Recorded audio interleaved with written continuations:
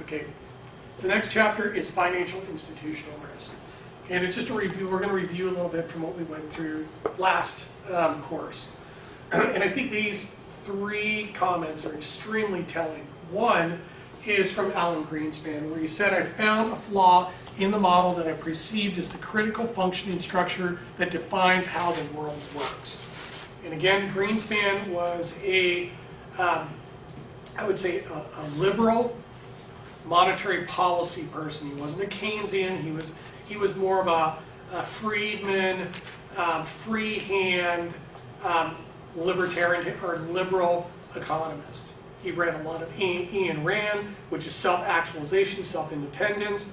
So he would use monetary policy by buying and selling bonds, more so buying bonds, to create over-accommodation in monetary policy, to allow for asset prices to be inflated, which would benefit everybody's balance sheet in the process.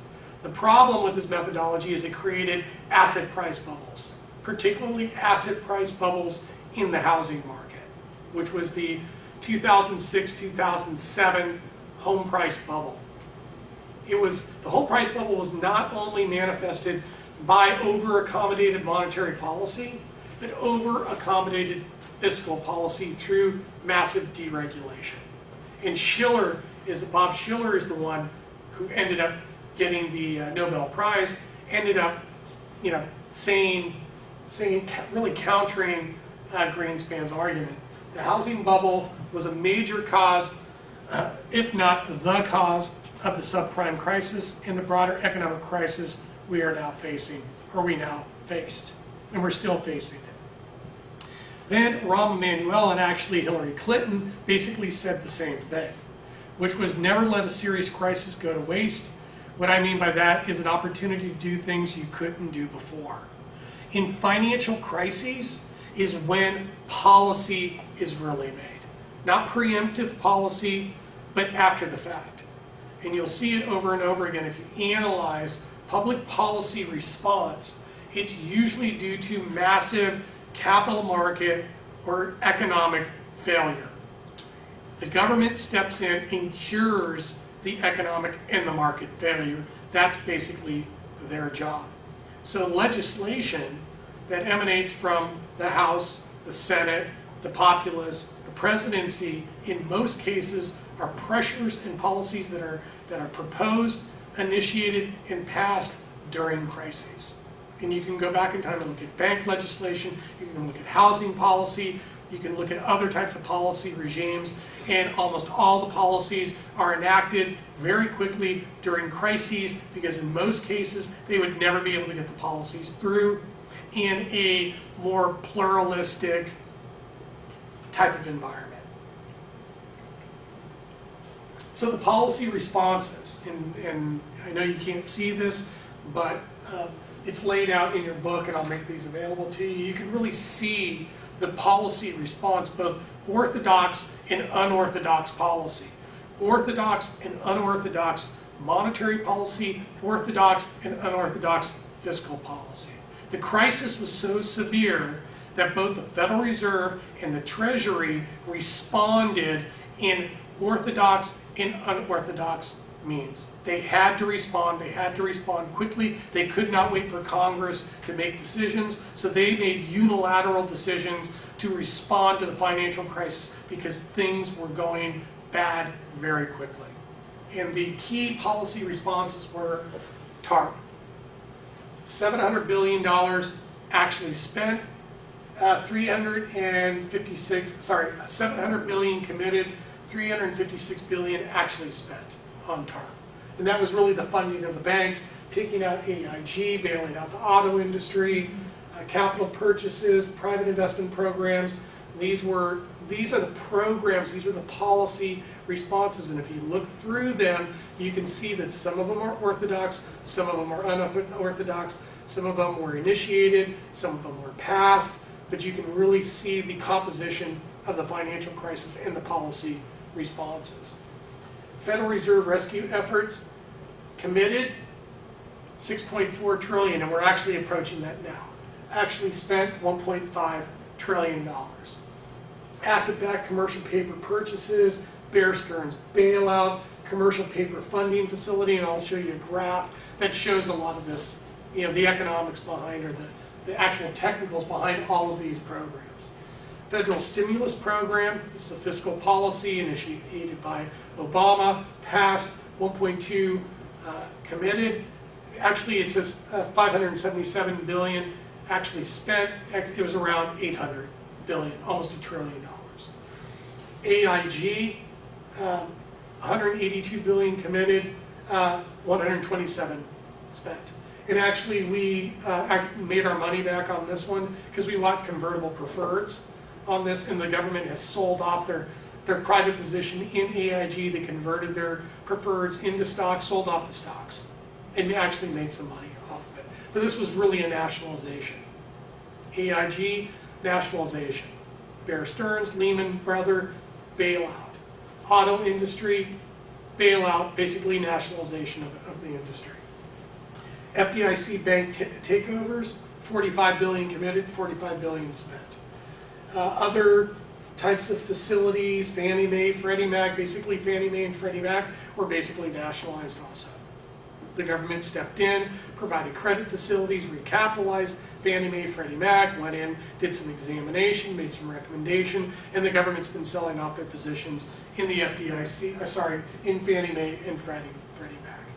So this chart kind of lays out, and in the book there are, shows you some of the sequences, but I think this one's a pretty good layout of the orthodox, unorthodox, how much was actually committed, 11 trillion, how much was spent, 3, and actually the dollar values as of today are about 5 trillion. So you got to put it into perspective too. If you spent $5 trillion in current nominal money, okay, they printed it, they borrowed it, $5 trillion. What is the cost of that $5 trillion over a 10-year period? The interest, the opportunity cost of capital. You're financial economists. If I borrow $5 trillion today, and my amortization period or my payoff period is 10, 20 years, what do you think the total cost of the financial bailout is at the end of the 10 or the 20-year period? What was the total cost plus interest and opportunity cost? It's usually 10 times. It's usually 10 times. So basically the total cost of the financial crisis over a 20, 30, maybe 40-year period is probably going to cost us $50 trillion.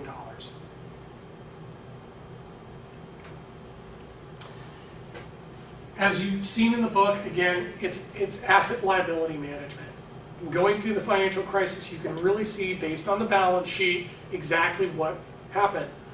You were holding bonds. You were holding bonds.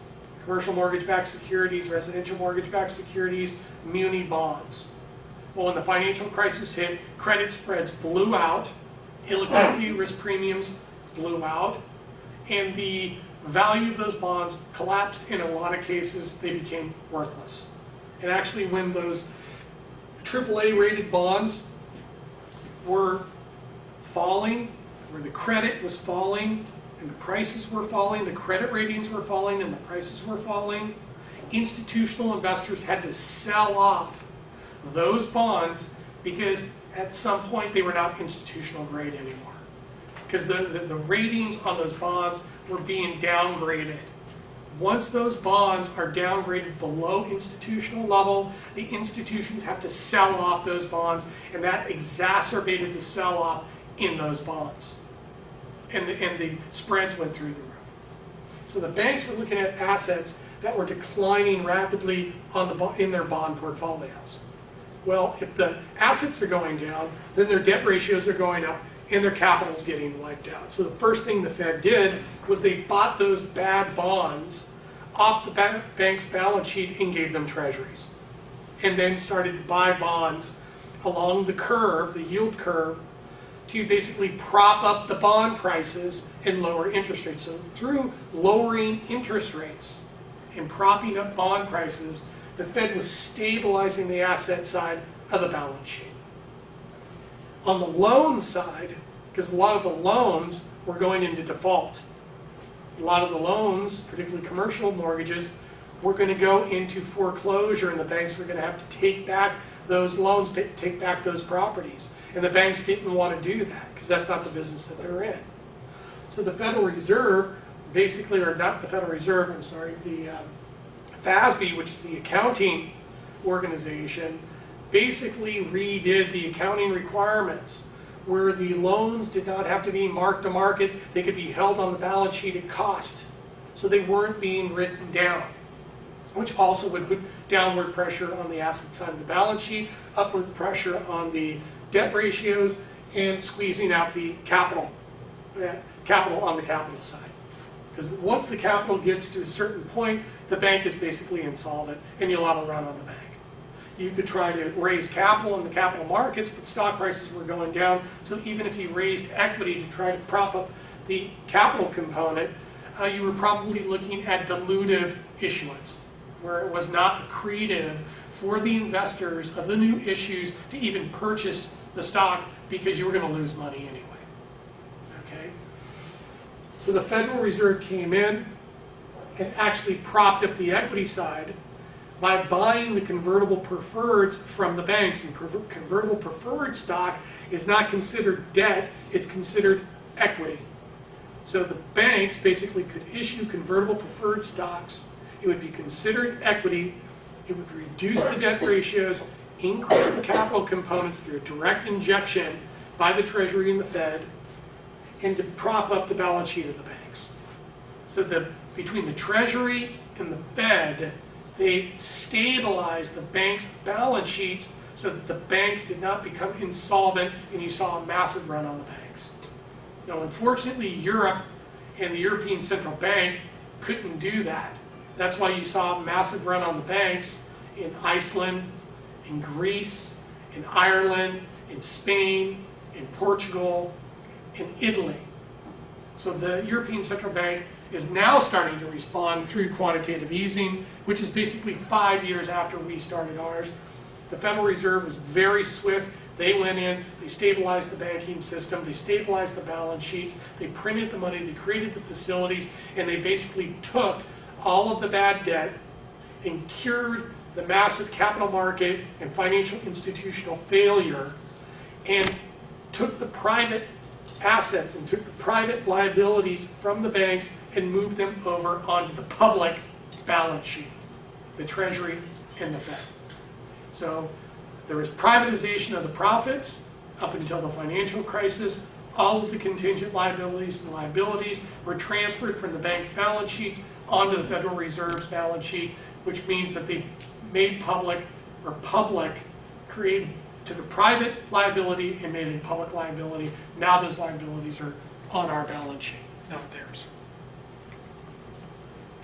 Quantitative easing was one of the methodologies and facilities that were used and still used. The Federal Reserve used to keep about $50 billion in treasuries on their balance sheet to buy and sell bonds. This was basically an inventory of bonds, treasuries, that they would buy and sell and use through open market operations through the Federal Reserve Bank of New York to basically regulate bond prices and interest rates over the business cycle. The first phase of quantitative easing took the reserves and took the Fed's balance sheet from $50 billion to $80 billion, then the second 1.2, 1.6, 2.3, and if this kept going, if this chart was updated, we'd be in the 4 trillion, and it could go to 5 trillion. This is basically monetary policy roach motel. They printed the money, they bought the bonds, they have all of these reserves on their balance sheet. The question then becomes, what is the exit strategy for the Federal Reserve? Is there an exit strategy? We don't know. Never been here before. This $50 billion in reserve goes back to the 50s. It was basically a flat line for 50, 60 years until the financial crisis. So the Federal Reserve is in uncharted territory. And the question is, what's the exit strategy? And actually the reserves that the banks hold at the Fed, there's really no incentive to lend them out, because basically they are getting 25 basis points from the Federal Reserve for holding reserves at the Federal Reserve. This was a policy that was initiated as a response in 2008 so that the banks would not inject a ton of liquidity into the system and create hyperinflation. So by paying the banks 25 basis points to hold their reserves at the Federal Reserve creates an incentive for them to hold the reserves at the Federal Reserve and basically get free money. Because if they lent it out and injected it into the system, the accelerator multiplier would create hyperinflation. So the question then becomes, when will the Federal Reserve reverse that interest rate? Will they continue to pay banks free money to hold their reserves at the Federal Reserve, or will the Federal Reserve phase that out to create more liquidity into the system? And the system right now, even though there is a lot of liquidity out there, it's not being injected where the liquidity is not being evenly applied across the whole economy. The banks are picking the loans that they want to make to the best creditors, and then everybody else is basically being redlined and ostracized from the system and having access to credit.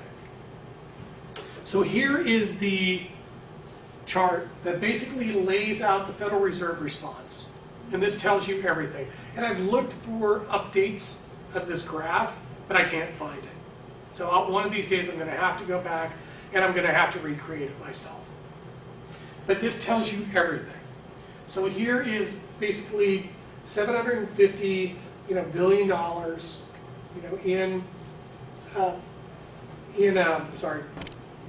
bonds. So the Fed was holding bonds on their balance sheet to be able to regulate bonds, bond prices, and interest rates.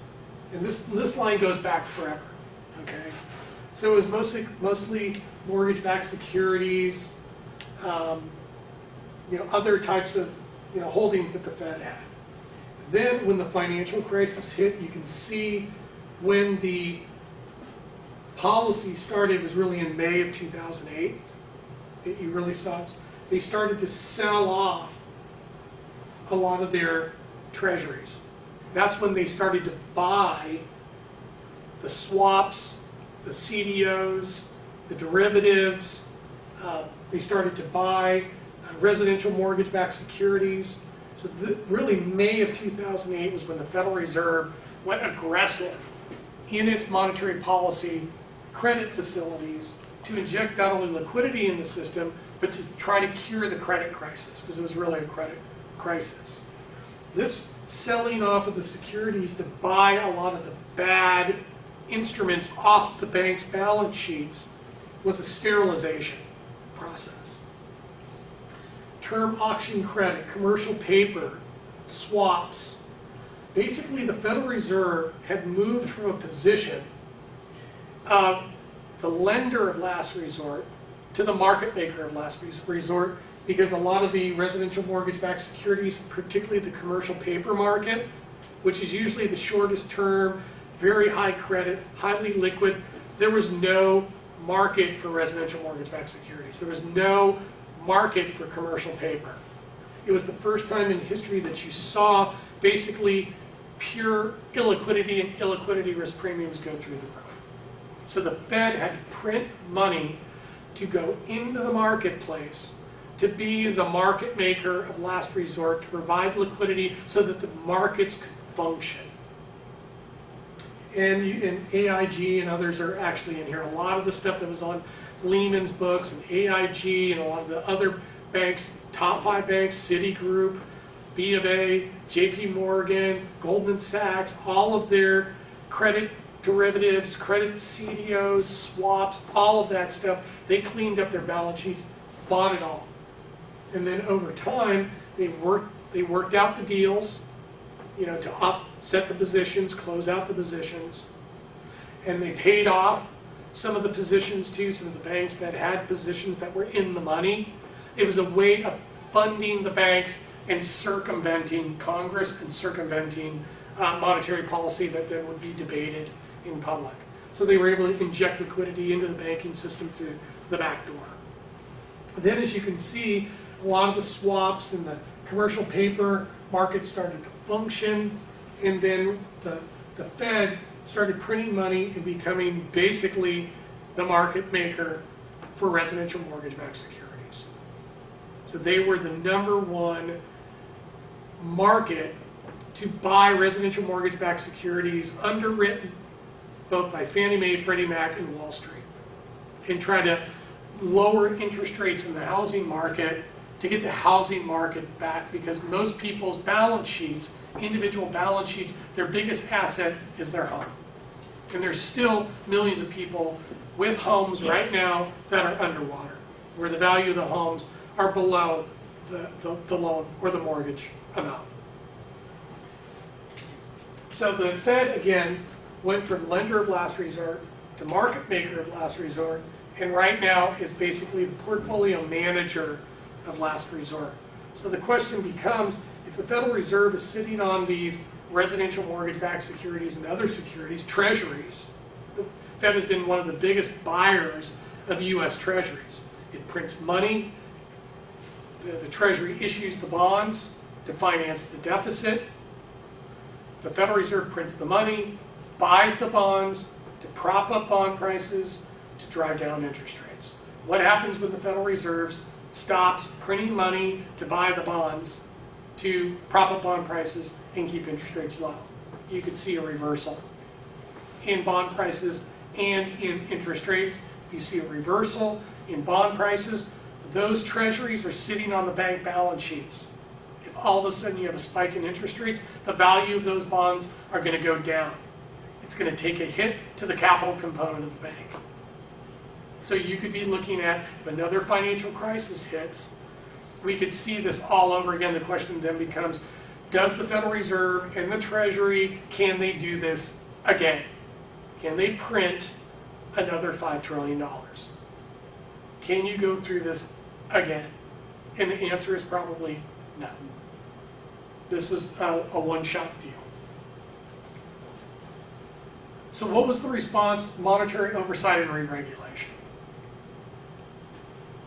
The Financial Crisis Inquiry Commission was pulled together. Some of the top politicians and the top economists came in, basically helped to provide insights into how the financial crisis occurred and what the policy responses should be to re-regulate the industry and make it so that this doesn't happen again. And during the depositions in front of the Congress, the top presidents of the major money center banks came and spoke to Congress in their own defense. You had Lloyd Blankfield at Goldman, Jamie Dimon at JP Morgan, John Mack at Morgan Stanley, Brian Moynihan at Bank of America, Tim Geithner at the Federal Reserve Bank of New York. These are all the top guys who run it. And they admitted on record that they sold defective product. They bought insurance. We made mistakes. We outsourced risk management. Bonuses may have led to excessive risk-taking. The system was completely, utterly unregulated. And you had a financial collapse. And they admitted that they underwrote and designed defective product and sold it to retail and institutional investors. To this day, have never really recovered the wealth that was destroyed. And nobody has gone to jail. Now, over the last 5 years, over the last 4 years, you've started to see some of the cases and the settlements in the multi-billions of dollars, and actually all of these firms have paid, except for the Federal Reserve Bank of New York, have paid billions of dollars in restitution based on civil cases to settle the defective claims. Wells Fargo is not up there, but they're also in the list. And Citigroup is not up there either. They've all paid so far. And there's probably more legislation coming. So the solution from a financial re-regulation standpoint is you will see a movement from microprudential, which is bank examination, and macroprudential monetary policy, using credit regulation as a monetary policy tool, using interest rates to regulate the system to try to mitigate asset price bubbles. You'll see improved regulatory oversight, implementation of regressive, progressive income and capital gains taxes. You saw that a couple years ago. You saw increases in capital gains, income taxes, Obamacare, which are all basically tax increases, and particularly targeting high-income individuals, alternative minimum tax, return to Glass-Steagall, which is really Dodd-Frank, capital requirements under the Volcker rule that requires the derivatives be traded on an exchange, not over the counter in an opaque market, and on the exchange with capital requirements. You didn't have to put up capital requirements. You didn't have to put up capital when you were doing over the counter, custom, off-market, opaque derivative trading. But if you bring them on the exchange, you have to put up capital requirements, and they're transparent. You can monitor the trades. Increased FDIC insurance premiums to bail out the banks. It costs a lot of money, so insurance premiums from FDIC should go up to recapitalize the FDIC for depositor insurance. Increased SEC, FINRA, and Justice and Treasury Department. They're all in the process, right? Particularly the Treasury Department, to continue to push cases to sue the banks to get retribution, particularly for mortgage victims and also institutional investors who bought those bonds.